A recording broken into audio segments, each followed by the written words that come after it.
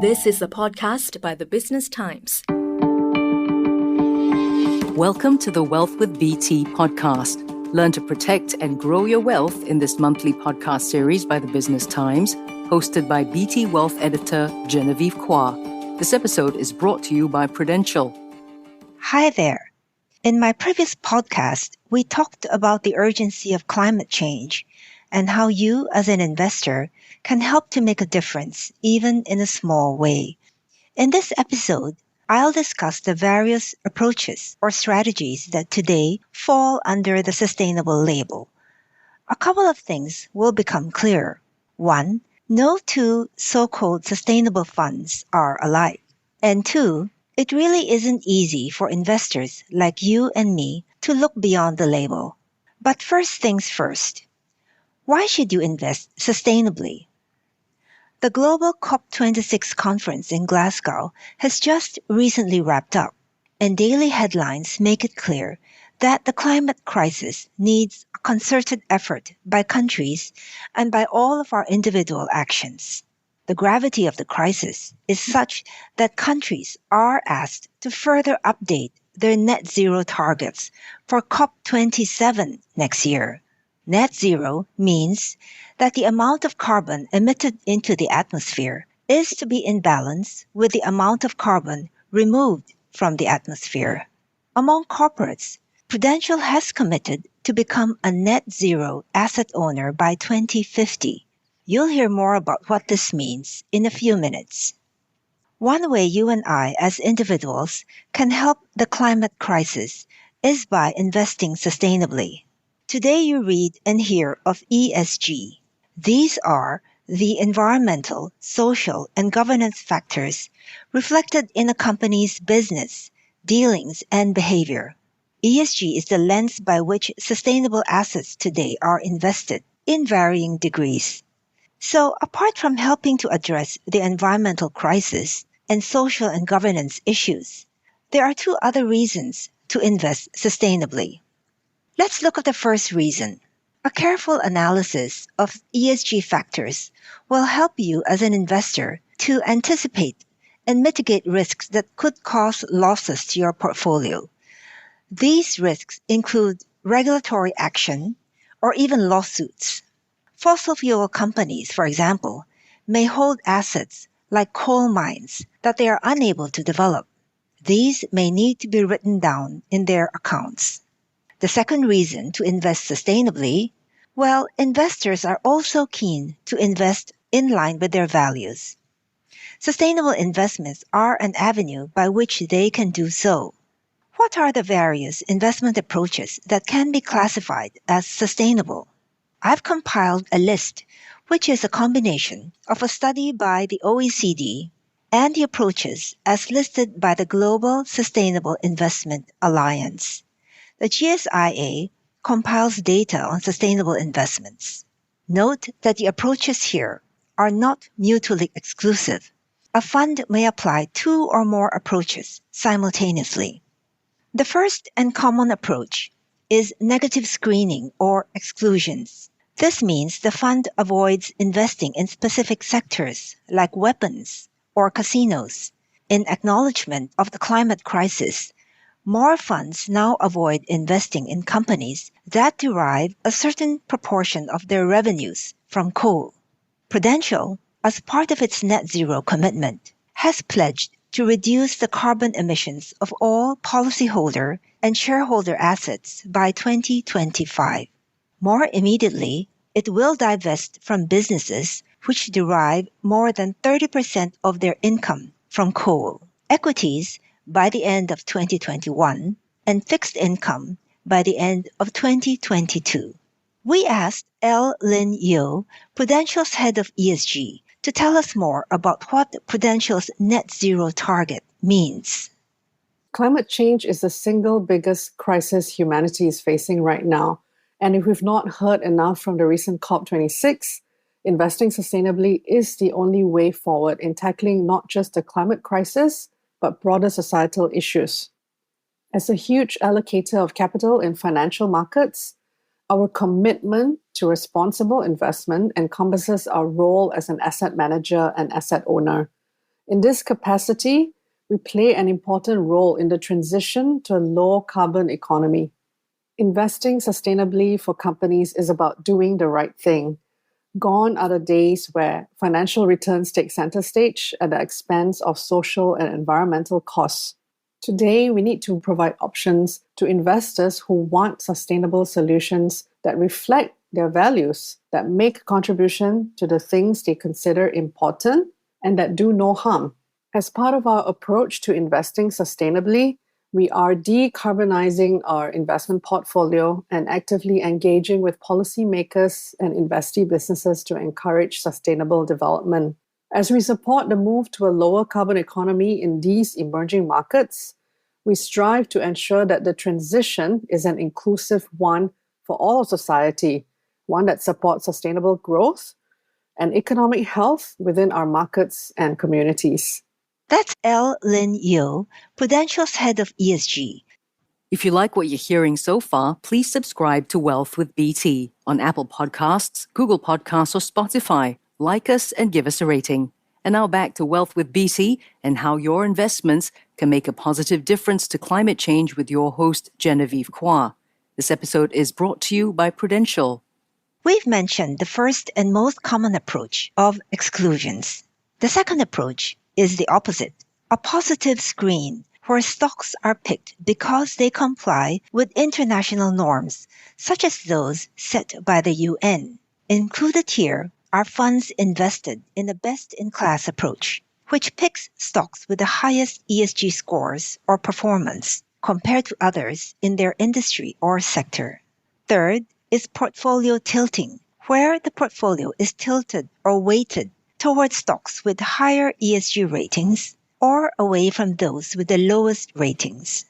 The fourth is thematic ESG, where the fund invests in trends or themes that are expected to drive markets and returns in the medium to long term.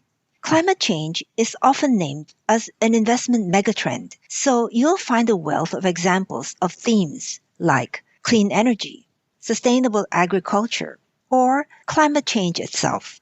What you will need to keep in mind about thematic funds is that they tend to be very focused or concentrated, and therefore are considered higher risk. Such a portfolio may have up to 40 or 50 stocks, although within a specific theme, a manager will try to invest in related upstream and downstream companies. Fifth is impact investments. This approach takes sustainable investing further because it aims to achieve a clearly defined environmental or social impact. As you can see, this goes well beyond ESG. There are a number of criteria. For example, the company must show intentionality. That is, the impact it aims for must form the core of its activities and not a side benefit. The impact must be measurable and regularly reported on. Most impact funds use the United Nations Sustainable Development Goals to frame their impact objectives. Typically, impact investments are private market in nature. That is, the portfolio invests in unlisted businesses. And so, a fund may not be open to retail investors because unlisted companies are illiquid and harder to value. But of late, there are impact funds that invest in publicly listed stocks with daily liquidity.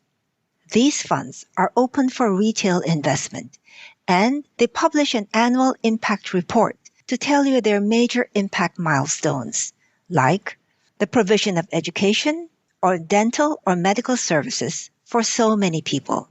The sixth approach is ESG integration. This is where ESG factors are explicitly included in portfolio analysis and the selection of securities. I believe this approach will eventually become the standard approach for major fund houses because it means that they do not just pay lip service to an ESG label or consider ESG superficially.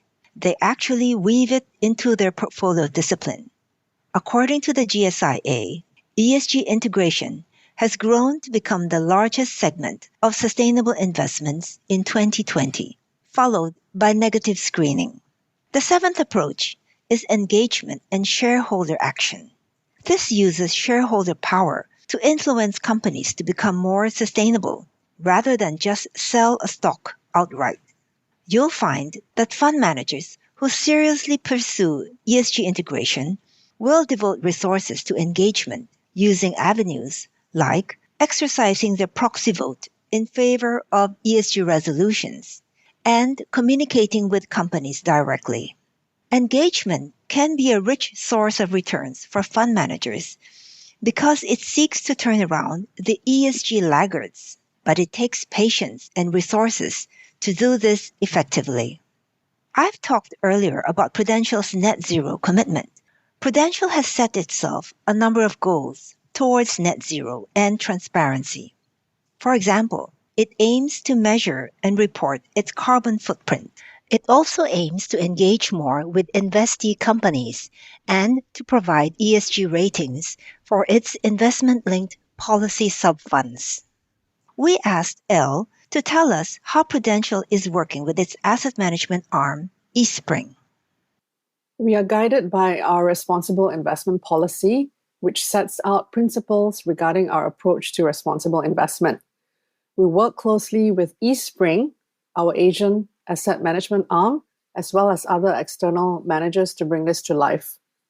Some of the principles include taking into consideration ESG factors that have the potential to have a material financial impact. We require active investment managers to engage with and influence investee companies on business sustainability and company behavior where appropriate. We believe that active engagement is critical in the net zero transition, which is why we have also committed to engaging with the companies who are responsible for 65% of the carbon emissions in our portfolio. We also track and monitor the carbon intensity of our investment portfolio against our decarbonization goals, utilizing specialist third-party data to help inform investment decisions. Prudential recently found in a survey of customers that people want to invest in products that support green initiatives and give a good return. Elle, the question of a sacrifice in return may sometimes come up. What are your thoughts on this? What can investors expect in terms of risk and return when they invest sustainably? Investors and customers who are keen on investing sustainably can start by identifying their values. When integrating ESG considerations, evaluate which ESG factors resonate most with you based on your values and what you believe in. There are many areas and options for investors to consider, whether it is advancing climate action, supporting health and financial inclusion, empowering women, or protecting food security. One thing we've learned from the pandemic is that some ESG funds have performed better over the long term. Many companies now seek to embody ESG principles, and customers no longer need to assume that sustainable investing sacrifices performance or that it is just a niche strategy. In fact, integrating ESG considerations in itself can be a unique driver of returns. Investors and customers need to first understand that it is not so much a trade-off between returns and doing good. You can have both.